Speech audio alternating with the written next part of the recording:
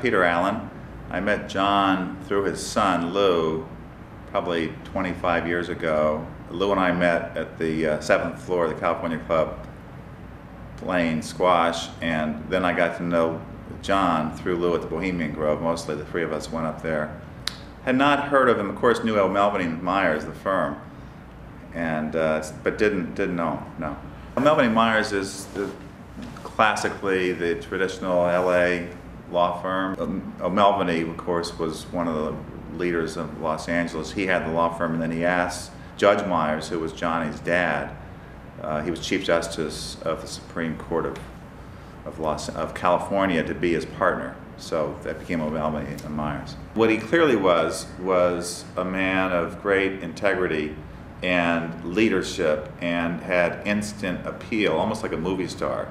So we would go from camp to camp, and in every camp at the Grove, John was a hero. So as soon as John walked in the camp, people would jump up and bring him over to the table and say, okay, tell us the story about the P-51 or the Black Widow. Yeah, he was about 6'2", very slender. He had the same weight when he died that he did when he was in college and law school. No, people mostly talked about his flying ability. So when he was almost like a movie star, it was because of his theatrics behind the plane, his bravery, his courage, the stories that he would tell. He was a great storyteller. He would only tell a story when he was coerced by the people. He was not a braggart in any stretch of the way, but he was a great entertainer once people got him to tell his stories. He had a crazy life as a child. He was at Thatcher, of course, so he learned to ride very well. He was one of the master ridesmen, Thatcher, and then he went to Stanford, and then he went to Harvard Law School, and he used to fly his plane to Harvard Law School, and because he had a plane and he could fly, and he was a good polo player, he became well wanted on the East Coast, so he used to fly up and down for polo matches. After Harvard Law School, he came back to Los Angeles and worked for his father's law firm, O'Melveny & Myers, and ended up, he worked for one of the O'Melveny descendants of the original O'Melveny. That was his boss. I think it was Jack O'Melveny, and he started opening up the entertainment law division of O'Melveny & Myers on Sunset Boulevard. He loved living. He lived every second. He met Lucia at O'Melveny & Myers, and the story I heard was he had opened up an office on Sunset Boulevard, and I believe it was Jack O'Melveny arranged for Lucia to be his receptionist. Lucia was Phi Beta Kappa in her junior year at Pomona, president of her class, and one of the smartest people around. Was also the first woman board member of B of A and several other notable companies in Los Angeles. She was stunning. She was also in his, he would say, the most beautiful woman in Pomona as well. John would fly around on the plane, and on the wedding, I know that there are beautiful pictures of John and Lucia on the doorstep of his plane when they flew out to Palm Springs. He used to fly to Palm Springs a lot, and they flew to Palm Springs, and they know the owner. Of course, John knew everybody. He knew the owner of the hotel, and he would land on the front lawn of the hotel and then taxi up and walk into his room.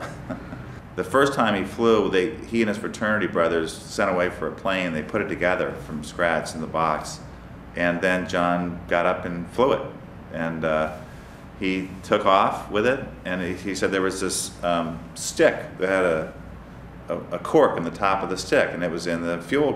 That was the fuel gauge. So when the stick got down to a certain level, he figured he was out of gas. So he was up there and flying around. He liked it. And when he came back to land, of course it was Stanford by the football stadium there, he said there were all these fire engines and hundreds of people gathered around because they were going to see this guy flying, trying to land. He landed, and everybody was nervous for him, and he filled the tank up and went back up again.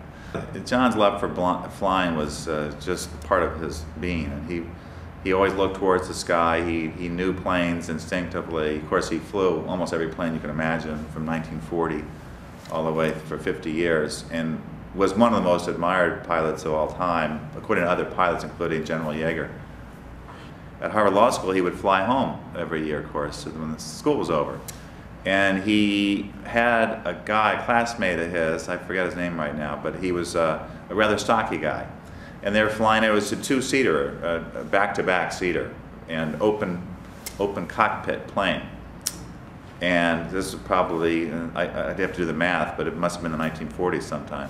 So he's flying around, he hits the Rocky Mountains, and they start flying up, he can't get over the Rocky Mountains. So he flies back, drops him off at the edge of a train station, the railroad tracks, and says, "I'll see you on the other side." And the guy gets on the train, leaves, meets, and John gets over the mountains, and he meets him on the other side. He would say, "Lean out the window, but not too far." It's one of his great lines. So I'm sure that risk tolerance and knowing how far to push it and when to pull back was part of his life. He always had a black lab or two. He had Gus, of course, was his main dog for a good period of time there, probably between 80 and 92 or so. And then Ichabod was his last dog, who was a handful. I don't know how he ended up in the war, but he called himself an ass colonel. And he and Chuck Lindbergh were both ass colonels in the Pacific. And there are some famous stories about him flying around with Chuck Lindbergh in the backseat of John's plane. Yeah, he was sent over for Northrop. At that time, he was chief test pilot for both Northrop and Lockheed during the war. The Black Widow was the first plane to fly at night undetected. The reason, as he explained it to many people, was that he said that the Japs were keeping our boys awake at night. The bombing raids, they weren't being able to sleep. So we had to design a plane that could fly at night and avoid detection and be able to stop them from keeping our boys awake. So that was the Black Widow. And he was the only guy that could fly. He was the test pilot on that plane, which is in the Smithsonian now. So he flew over to the Pacific, and all the planes were shipped over there, put together over there, and he trained the pilots on how to fly them. During the war, he realized that he didn't love law as much as he loved flying. So he said to me often, he said, "Myers, you got to get into flying." So he asked his father if it was okay, and his father said yes, and he went over to Lockheed and he said, "I'd like to join your legal crew at Lockheed," and they hired him as a legal person at Lockheed, and somehow he worked for, they knew he was a pilot, so he worked from the law office over to being chief test pilot of Lockheed. Northrop called up John and said, "I'd like you to be chief test pilot of Northrop," and John said, "Well, let me talk." So he talked to the CEO of Lockheed and said, "Jack has just called and wants me to become chief test pilot over there." And he said, "Well, I can't stand in the way of that. This is for your country, so you should go do that, but I'd like you to stay as our chief test pilot also." So he was chief test pilot for both companies. And Jack Northrop was a big part of his life. Some great photographs of Jack and John. Of course, John was the test pilot for the original stealth, the B-2 bomber. And it was called the YP-49 or something like that. And he had a belt buckle that said that, as a matter of fact. But he was the test pilot for a plane that was within inches of the exact distance of the B-2. Somehow he became a pilot for Hughes Corporation also. And Howard Hughes, of course, kept his own schedule. So he would call the house at 2 or 3 in the morning. And John told the story how Lucia answered the phone one time. It was Mr. Hughes on the phone, and he asked for John. And Lucia said, "Mr. Hughes, my husband is asleep, and since he's getting up at 5 a.m. to fly one of your planes, I suggest we leave him sleeping." Hung up on him. Well, he became very successful financially through his own efforts. He ran a company called Pacific Air Motive for many years, CEO of that company, and sold that, and had a company before that. He sold to Unical. He started a company called Air Flight, and it was involved in selling Citations and Cessnas. So he sold, and it also ended up with an FBO operation down in the Long Beach airport, which is where his office was for many years. On the worst crash, there were several, but the worst crash was he flew this plane that he said he knew wouldn't fly. It looked like a plane that wouldn't fly. But he came up to the head of his division, and he said, "If anybody's going to fly that plane, it has to be me." He wouldn't put anybody else in that plane. So he flew it. Of course, it did crash, and he broke his back. And the chief engineer of Northrop, who spoke at that event, said that he rushed up to John, and John's face was covered in dust, and he was lying still, and didn't look like he was breathing, certainly wasn't moving. And they thought he was gone, but then they saw his eyelid move, and that he survived that. He was in the hospital for many months, I guess, with a broken back.